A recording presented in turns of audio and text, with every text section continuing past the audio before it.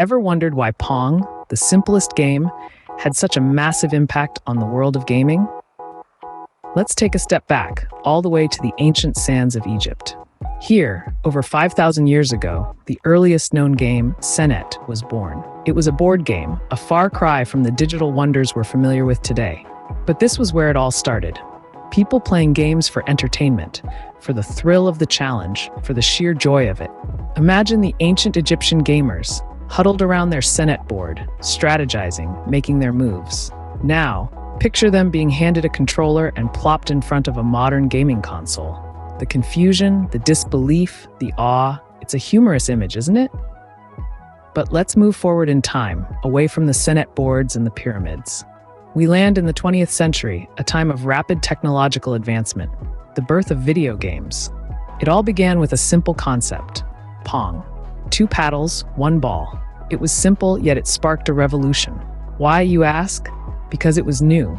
It was different. It was something anyone could play and enjoy. It was a game that turned a television into an interactive medium, transforming the way we engaged with technology. And from there, it was a snowball effect. Gaming became a phenomenon, an industry, a culture. It evolved at an unprecedented pace, outpacing even the wildest imaginations. From the humble beginnings of Pong, we moved to Space Invaders, then to Super Mario, and onward to the immersive, expansive worlds of today's games. But let's not get ahead of ourselves. We'll dive into that later. For now, let's appreciate the journey, the progress, the evolution. Let's appreciate the magic of gaming, its ability to captivate, to challenge, to entertain. Let's appreciate where it all started. So, from Egyptian board games to Pong, gaming has come a long way. But that's just the beginning. Imagine if Mario only had 1 life. Talk about game over, am I right? Now, let's jump into the magical world of the 8-bit era, the time when gaming really started to get its groove on. This era was all about pushing the boundaries of what was possible, with rudimentary graphics and sound that still managed to capture our imaginations. Enter Nintendo, a company that started out as a humble playing card maker. Who knew they would soon become a juggernaut in the gaming world? And boy, did they hit the ground running with the release of the Nintendo Entertainment System, or NES, in the mid-80s. But what's a gaming console without some iconic characters, right? That's where our beloved Italian plumber Mario comes in. With his red hat and blue overalls, he quickly became the face of Nintendo. Can you believe that Mario was originally named Jumpman? I guess Super Jumpman Bros. Doesn't quite have the same ring to it, does it? Now, let's talk about the difficulty level of these 8-bit games. If you think Dark Souls is hard, try making it through a level of Contra without losing a life. Or better yet, try beating the original Super Mario Bros. Without warping. These games didn't believe in hand-holding. They were tough as nails, but that's what made them so rewarding. So, we've got a gaming console that looks like a VCR, a plumber who jumps on angry mushrooms, and games that are as unforgiving as a tax audit. Sounds like a recipe for disaster, right? But no, the 8-bit era was a golden age of gaming, a time when simplicity met creativity in the most beautiful way. It was a time when games were not just about graphics or realistic physics, they were about fun. And isn't that what gaming is supposed to be all about? This era laid the foundation for everything we see in gaming today. So, Mario might have lost a few lives along the way, but the 8-bit era sure did win the hearts of gamers worldwide. Remember when the biggest argument was Sega versus Nintendo, not PlayStation versus Xbox? Oh, those were the days. The time when the gaming world was divided into 2 major factions, the Sega clan and the Nintendo tribe. A time when you were judged not by your character, but by your console. The console wars, as we nostalgically call it, was a battle of the titans. On one hand, we had Sega, the audacious upstart daring to challenge the status quo. On the other hand, Nintendo, the established ruler, defending its throne with might and main. It was like watching a game of chess unfold, with each company making strategic moves to outwit the other. Sega, always the bold one, struck first with its Genesis Does What Nintendo campaign. A cheeky jab at Nintendo's more family-friendly image, this campaign positioned Sega as the edgier, cooler alternative. It was a risky move, but boy did it pay off. Then there was Nintendo, the wise old sage, calmly countering with its Play It Loud campaign. Nintendo reminded us that it was the granddaddy of the gaming world, the one that had brought us classics like Super Mario and The Legend of Zelda.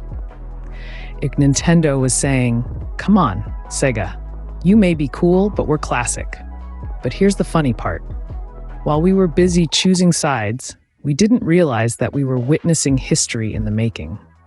These two giants, with their bickering and competition, were shaping the future of the gaming industry. They made us realize that gaming was not just about pixels and sound bites, but about stories, characters, and experiences.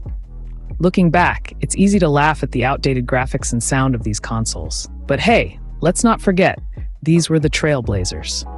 They set the stage for what was to come, for the immersive, high-definition gaming experiences we enjoy today. So, while Sega and Nintendo were busy duking it out, another player was about to enter the gaming arena. Who needs a social life when you have a PlayStation, right? As the 90s rolled around, two new contenders entered the gaming ring.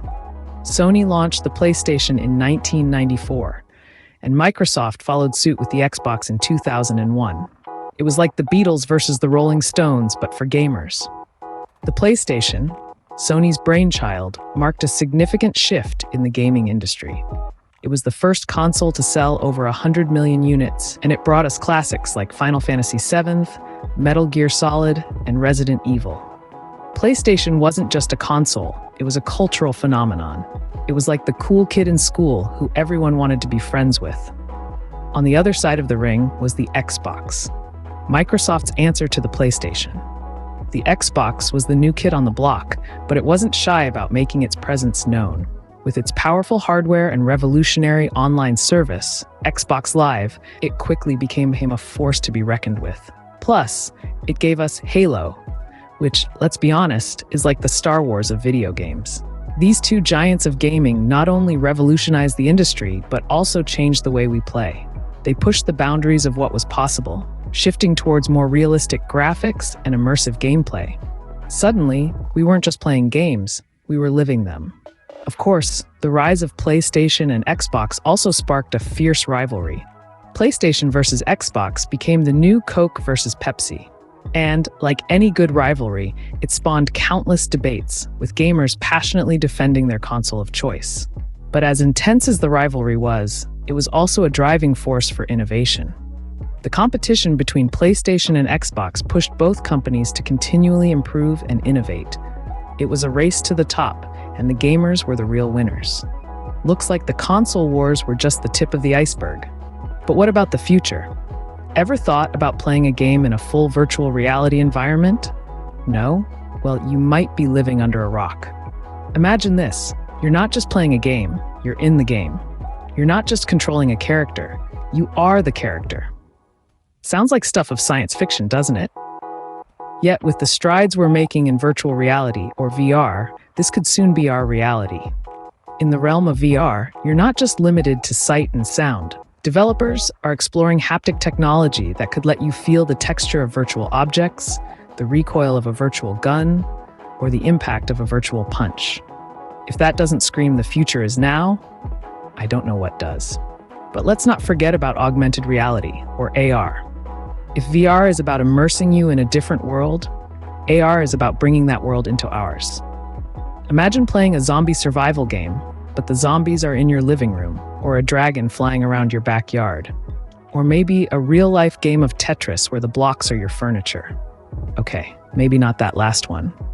And then there's cloud gaming, the Netflix of video games, if you will. No need for expensive gaming rigs or consoles, just a stable internet connection. Play high-end games on your phone, your tablet, your fridge, if it's smart enough. The possibilities are endless. Of course, with great power comes great responsibility, and there are plenty of concerns to address. Like, how do we keep VR and AR safe and healthy? Or how do we make sure cloud gaming doesn't end up like the video rental store?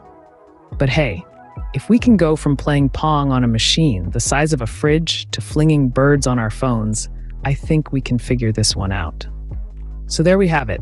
From ancient Egypt to the future of VR, gaming sure has an interesting story to tell. But remember, no matter how the technology changes, the goal remains the same: to have fun,